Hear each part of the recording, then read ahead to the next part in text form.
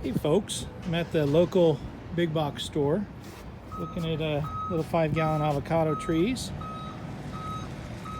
I'm going to show you how I change the wood chip soil that these things are grown in into a better permanent soil that the thing can grow long term in, that I use, and the method that I do it. So hang on and we'll find a tree and get started. All right, so we picked up a Hass avocado. It's got some roots coming out of the bottom, so it's ready to be up potted a little bit. I looked around a little bit to find one that had a nice symmetrical structure to it and a good graft, because a lot of the grafts were black and sort of rotten and moldy. So I'll take this home and show you what I do to change the soil on them. Okay, here's the avocado before we take the dirt off it, and I'll show you what I mean by the graft union there. That one's a pretty good graft. The ones I saw at the big box store, I didn't particularly care for because they were black right here, just real moldy black. And so I got this one here that I will show you how I'm going to dip it in this bucket of water, get most of the soil off it, transplant it into there. We'll take this metal stake that's on it off and put in a wood stake. I'll show you how we're going to do that right now. As you can see, this thing's got a lot of roots up against the pot here, which is good. It's in a sandy soil. I'm pulling it out of the pot. Let's get a look at the roots. Some of the roots down here, they've been hanging out. All these roots here. We're going to remove all of this. This is not bad soil, really. As bad as some of the wood chip soils are, but I want to put it in a better soil that I like. So let's pick this up and get it in the water and get some of this dirt removed. So I just sit this in the water and just sort of work my fingers around right now, trying to get some of the soil off the dirt. We'll reuse this water on the plants out in the yard.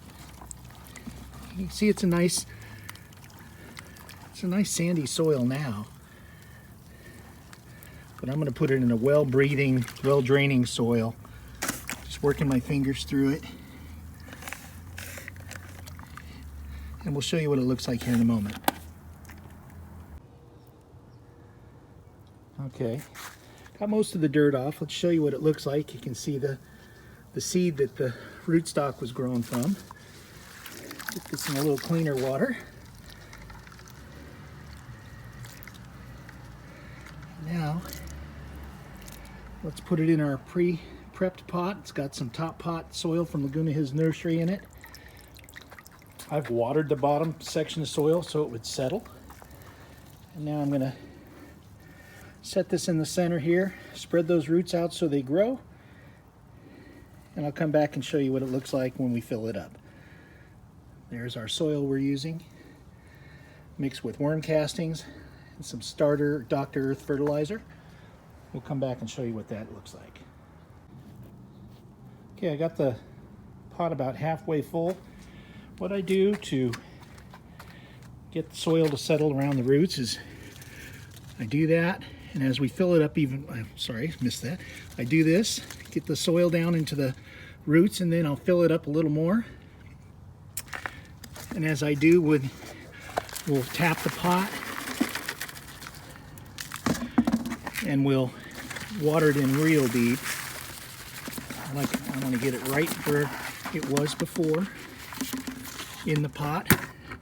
Put a little more soil in there, and then we tap this a little. Get the soil to settle around those roots. You can see it settling, going down, and then I'll set how I want the plant to be. I haven't put a stake in this yet, but I'll get a wood stake in there also and show you what it looks like when it's finished up. All right, so now we have it potted up. I've run the soil sort of high because this soil will settle a little bit when you water it. And then I'll probably add a little more. The upper third of soil that I put in this is the most amended soil that I use. I put the worm castings in it along with the earth fertilizer. I'll go ahead and water it in, and we'll soak this thing till that soil drops probably another inch after there's water pouring out of the bottom.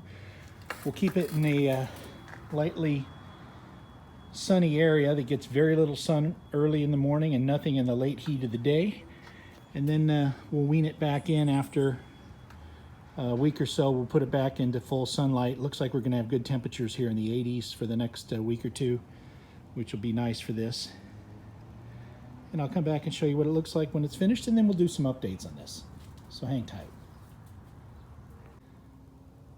Okay, we flooded it with water, and this is a grafted tree, so as we've said before, and I want to just make sure that all the roots in there are saturated with water. These are grown in water when they're seedlings. A lot of them are. So having the roots in a lot of heavy water won't hurt them. It'll help keep this thing hydrated while we're transplanting it out of the old dirt into the new dirt. You can see the soil going down, how over the last 20-30 seconds it's dropped an inch. I probably put 4 gallons of water in this thing already, and still nothing coming out of the bottom.